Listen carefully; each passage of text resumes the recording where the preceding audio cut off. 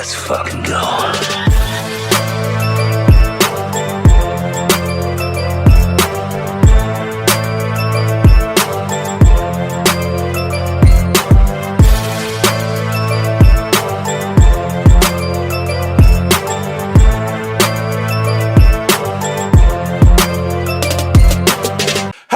Welcome to the Comic and Movie Show. My name is Ishan, and today I'm here to review episode 4 of Daredevil Born Again Season 2. In this, I'm not going to sit here and, go on too much.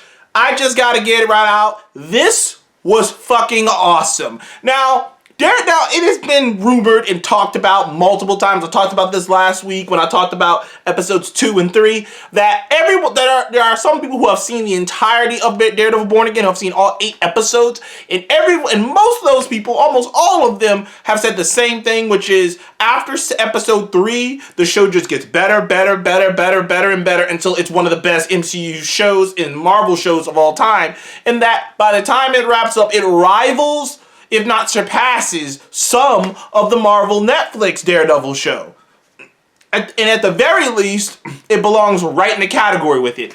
And it's made me excited, and it's made everyone excited. That's why, I feel like a lot of us were willing to give that episode 1 a little bit of grace. Okay, it's not the craziest, most explosive episode. Neither is episode 2. But episode 3 was so good and ended on such a great, insane, awesome fight sequence. And we're like, okay, we you know what? We're willing to go along. We're willing to keep going on this ride. But episode 4 was a comic book come to life. Honestly, that's the best description I could describe episode 4 was. It felt like the whole time you were watching it, the whole time I was watching it, I'm like, this could have been a comic book. So much of the show in my brain, I'm like, well, this is a show. Even the Netflix stuff, I don't because the Netflix series, for as great as it was, very similar to the Dark Knight trilogy, they really toned down a lot of the more comic booky aspects of all the characters.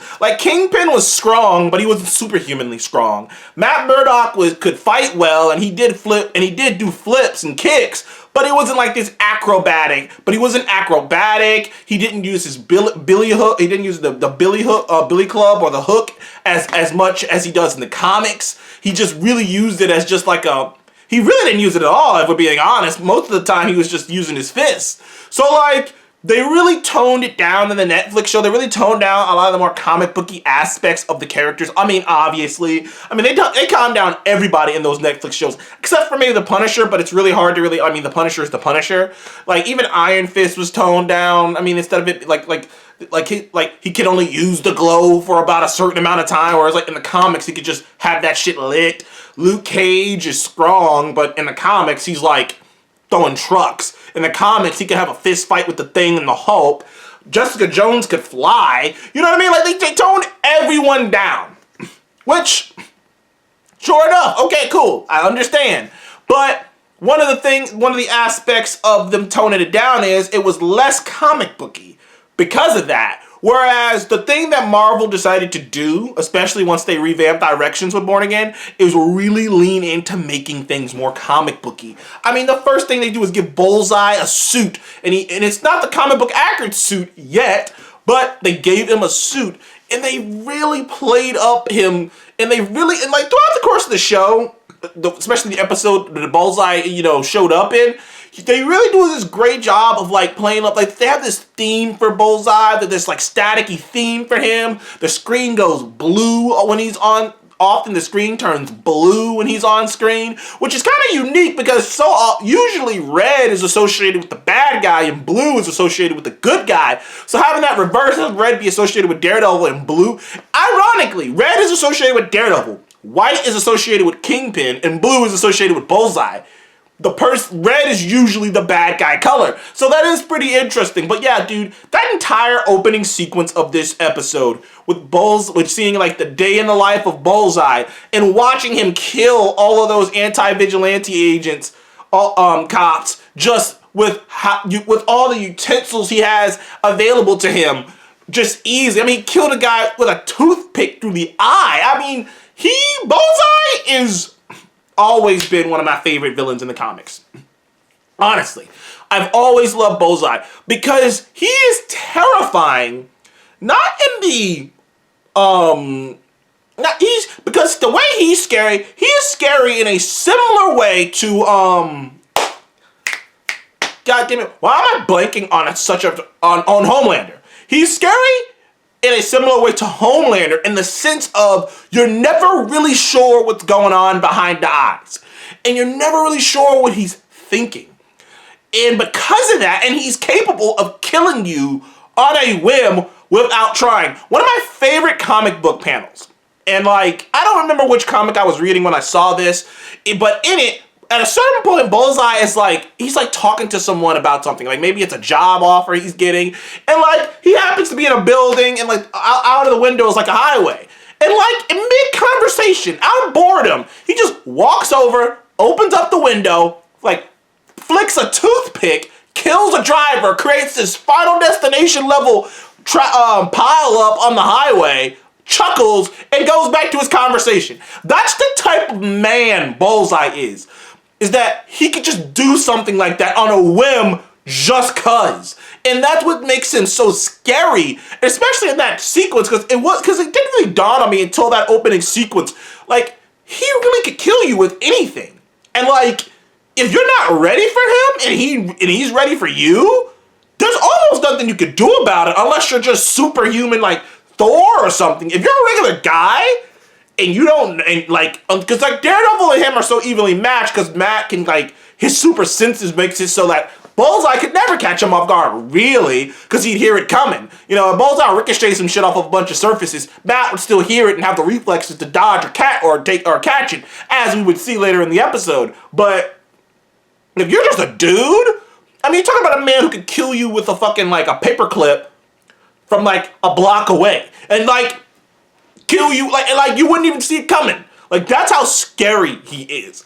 And in that sequence with him killing those people with just the shit that was around him, I mean that one sequence where he's on the other side of the counter, he picks up a bunch of fucking utensils and just launches it, not looking, just launches it, and you hear the cops just hit the ground. I'm like, dude, he is scary as fuck. But besides Bullseye being awesome, and this being mostly kind of a Bullseye episode, we got this they finally get around to this fight scene with Wilson Fisk. And it's been building up in the background that Fisk has been training to be in this fight. And just to stick it to Matt Murdock, he's having the fight in his father's old gym. So you know he's just like, it's a big fuck you to Matt Murdock. And it's supposed to sort of lure out Matt Murdock and lure out Bullseye because he wants to kill them. But he really wants to send Vanessa away. But not away because it might be dangerous, because he's afraid of what might happen. Unfortunately, Vanessa, after making a deal with the governor, basically the governor just basically said, I don't trust this motherfucker, but I do trust you. I do trust you to be able to control him. I don't trust him, but I trust you to be able to control him.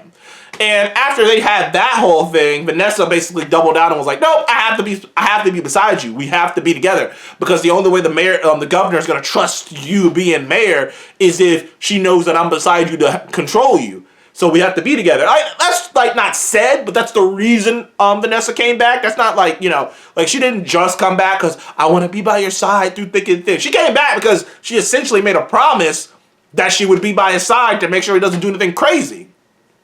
So she goes back, and unfortunately for Vanessa, Bullseye attacks, and it is a fast it's like maybe like a 2-minute sequence, but there's so much happening in that 2 minutes, and it's just like a flash. Boom, Bullseye shows up. He's taking out all the fucking agents again, but this time he's using his actual blades. And then he runs out of blades, and he picks up this glass Mayor Fisk like city merchandise, and he throws it at Fisk. And Fisk, using a championship belt that he had won in the fight, smashed it with the belt. And unfortunately, in the process of smashing it with the belt, a nice sized chunk of the glass right in the side of Vanessa's head, and down goes Vanessa. All I could think is things are about to get scary. Although, that may be a good thing. Because the whole thing's sort of been that Fisk has had kind of a grip hold on it, and he hasn't really made any true mistakes that he couldn't weasel his way out of so far throughout the first 4 episodes. But that was because he had the calming voice of Vanessa. He had the calming voice of people he trusts and whatnot. But with Vanessa potentially dying, he's gonna lose his shit. And he's gonna overstep. He's gonna do something crazy. He's gonna do something so bad that even the governor herself has to be like, I gotta intervene. That's what's gonna happen. He is gonna step. Sorry. Pollen. He's gonna take a step too far.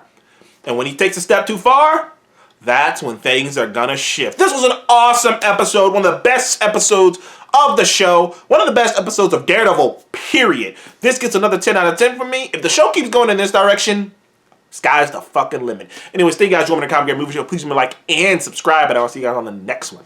Goodbye.